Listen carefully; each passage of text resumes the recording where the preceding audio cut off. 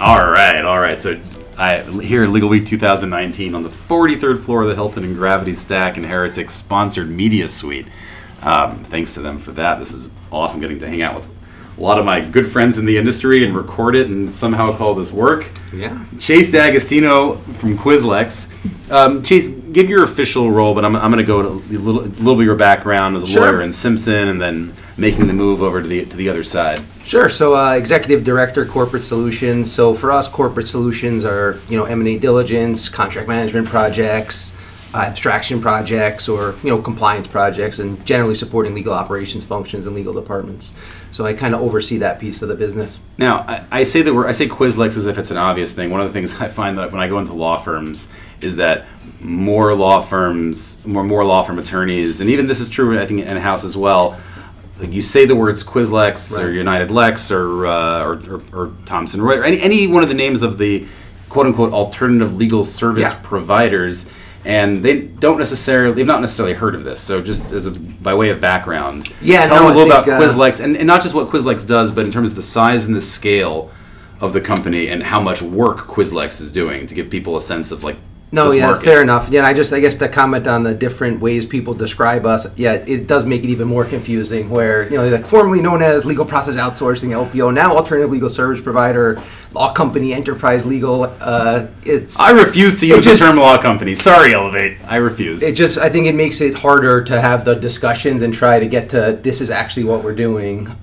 So what is people do without buzzwords? What is Quislex? Yeah, so I think we like to say, we enable the legal work to get completed more efficiently. So it's a combination, the same buzzwords people hear, the people, process, and technology. People are most impressed when we say we have 1,000 lawyers in India because that's just a big number. Like people will laugh like, oh, 1,000 lawyers, so to set up that kind of scale and to be keeping that many people busy, there's a lot of tasks that they're managing, and it's very specific from one client to the next. But at the end of the day, and clients are typically corporates, law firms. What's that mix? So on the litigation side of the business, so managed document review, it's a good mix, like 50-50, let's say. But on the contract or on the corporate side, most of that work comes from in-house counsel, so supporting in-house legal departments.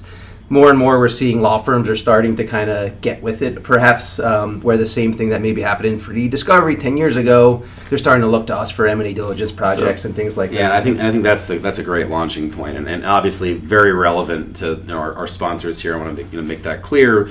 But the move from e-discovery to corporate, talk a little bit about that. I know that everyone kind of assumes, oh, this is a natural transition. We were in e-discovery, now we can be in contracts. But you're actually in this.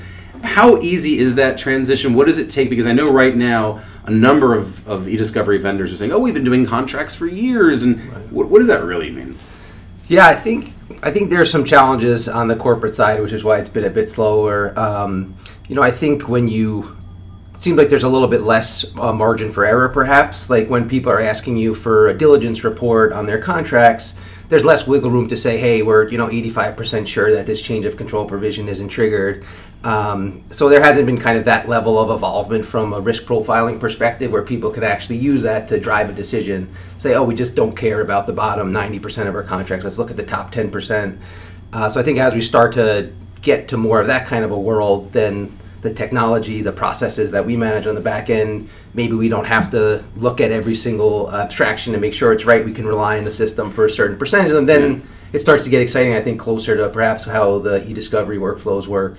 But I would say, and obviously I have a bias because my background is in contracts, but you were a lawyer at Simpson Thatcher. Yeah, I did M&A work there for about 5 years, and then I was in-house at Colgate-Palmolive Company as a lawyer to the procurement function, so doing a lot of contract work there. I would say, from my experience, reading some of these complex provisions and agreements does take a little bit of a nuance that I'm not sure is the same correlation of what happens in e-discovery from a managed document review perspective. How so? So I think the way that lawyers tend to draft provisions is completely, call it bespoke or unique to that lawyer, and they almost take pleasure in crafting it in such a way, not to necessarily make it complicated, but to, exceptions to exceptions to exceptions, to get through all of that and come out with the right answer, yes, no, and a pick list value. I think that's a bit challenging, and it's as good as the guidance that you have up front, to make that decision. Before I get into this report that you've been working on, is that I want to devote as much time as we can, because not just is the report interesting, but I think a lot of it is reflective, and I'm gonna flatter you and publicly of your hustle.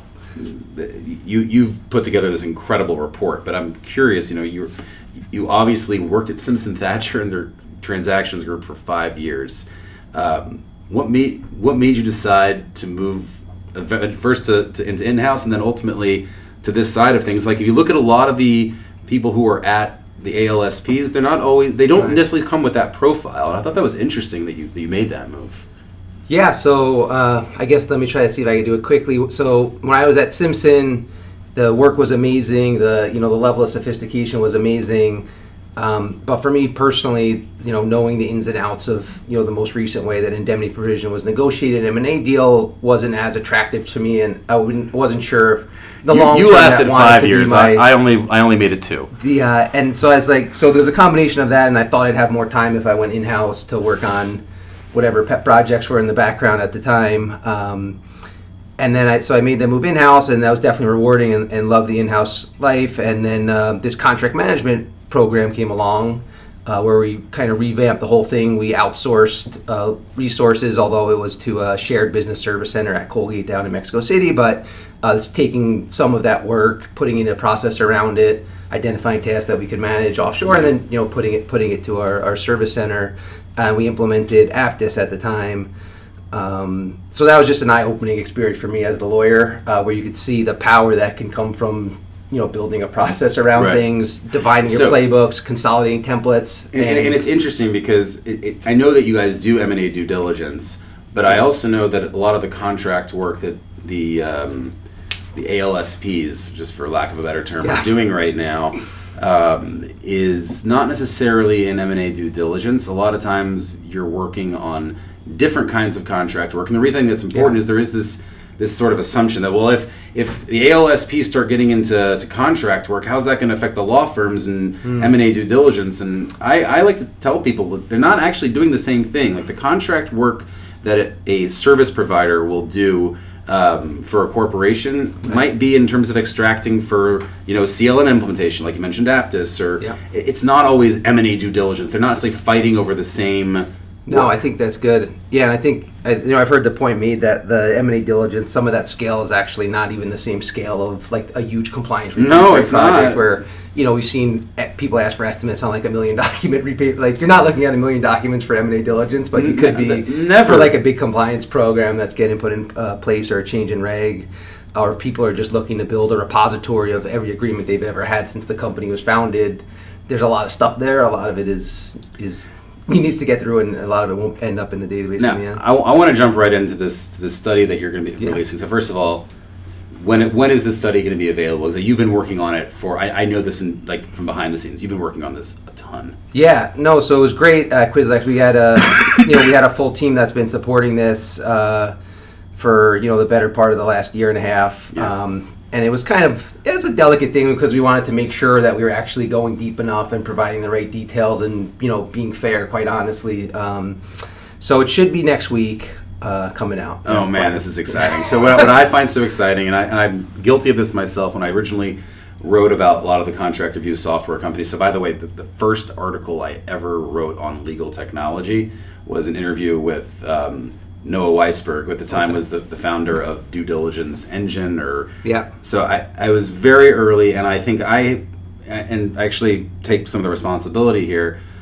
I went off the rails because I was like, oh my God, this is totally automating the job I used to do as a lawyer.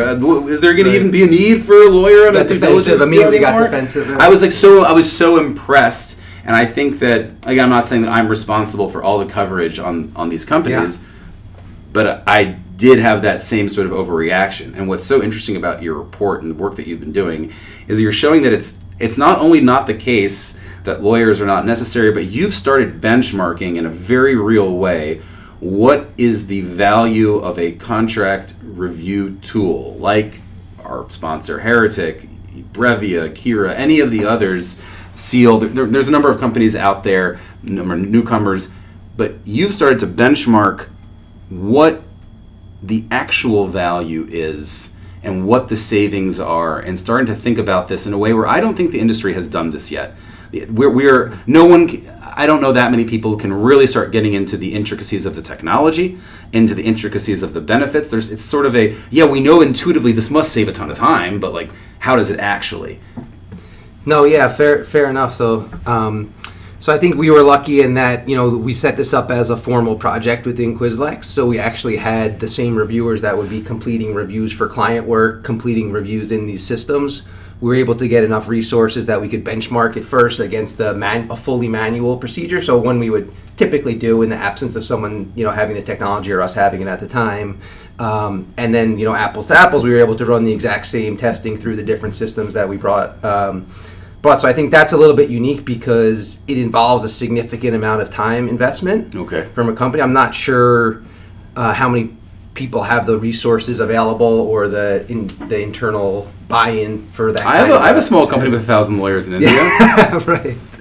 And doesn't everyone? But you can. So I think just as an example of how hard that is, even with that big, huge resource pool, obviously the client work is a priority. So part of why this took so long is that we get big projects in and we throw a good amount of people at them, and that creates some delays in getting through the testing. So I think that's part of perhaps why maybe we haven't seen as much of it happen in this kind of testing, I guess. Now, am I allowed to ask you in advance? You and I have discussed this off the record. Am I allowed to ask you in advance the savings that y'all found? Because I think this is one of the most interesting takeaways from this report that you've done. Hey there, Aaron. One of the most interesting reports that you've done, one of the most interesting statistics to come out is the savings. Can we talk about that number yet in tease, or can we give a range? Yeah, because I think it's a paradigm shifter for people who've thought about, is this going to get rid of attorneys?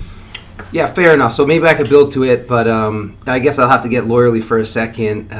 So this was based on, so we put together an abstraction template. So this is the template we're going to be complete. It'll be in the report so people can see what it is.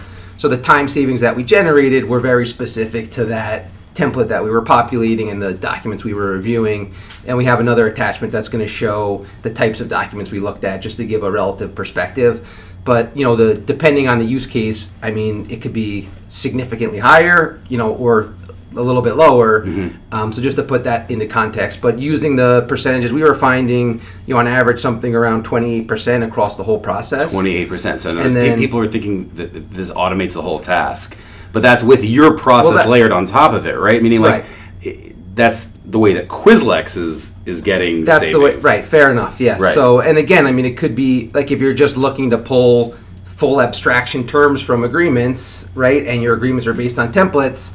I mean, hey, you might save 100% of the time, right? Push a button and it comes out magic. But the way that most of our clients ask us to prepare the reports for them and build databases for them is, besides that initial abstraction, someone has to go in and read the nuances in the provision, define some, field values, yes, nos, do some summarization work. That stuff, as of now, is still happening from a manual review perspective. Where are people going to be able to find this report? So Quislex.com. We're going to have a link. That's fair. So marketing and sales is not our strong suit, but so we should have a small piece coming out in Legal Tech next week as well, and that should have a link back to the full case study. Phenomenal. Sorry, this is, I think, is going to be one of the most important reports. Like I've been following this from behind the scenes and talking to you obviously in advance. I cannot recommend highly enough, if this is an area that you're going into as a company, if this is a decision that you're making, that we want to begin to rely on tools that do contract data extraction, you've got to read this report to understand how to speak intelligently about it. I've been following the space very closely, and I feel like I'm going to have a lot of changes to my opinions and based when I read this report. So if I'm not saying that I'm the greatest expert in the world of contract review software, although gosh, that sounds like the most boring possible description of a human being ever. I am, you know what? The number one. Screw it. I am the number one expert in the world in large scale contract review software for Who can challenge you ALSPs. Who can challenge you? Who can challenge me? Well, you, unfortunately. You're standing right here. You are the guy. I am looking forward to reading this report and having my mind changed and thinking more intelligently about it and you did this as like your own initiative. So the industry owes you a big thank you. It's going to benefit obviously Quislex, but I'm sure it's going to benefit the other companies in the space who are just talking about this more intelligently. And it's a really important service that you've done. So thank you for that. I appreciate it. And yeah, I'm there's looking forward to seeing just it. to be clear, I mean, there was a full support team at Quislex behind it as well. Like, we have a bunch of great reviewers, a bunch of senior management people in India that were involved, and we'll give them a special thank you in the report, so you'll see it there. Amazing. We'll check that out. Chase, thanks so much. Thank you very much.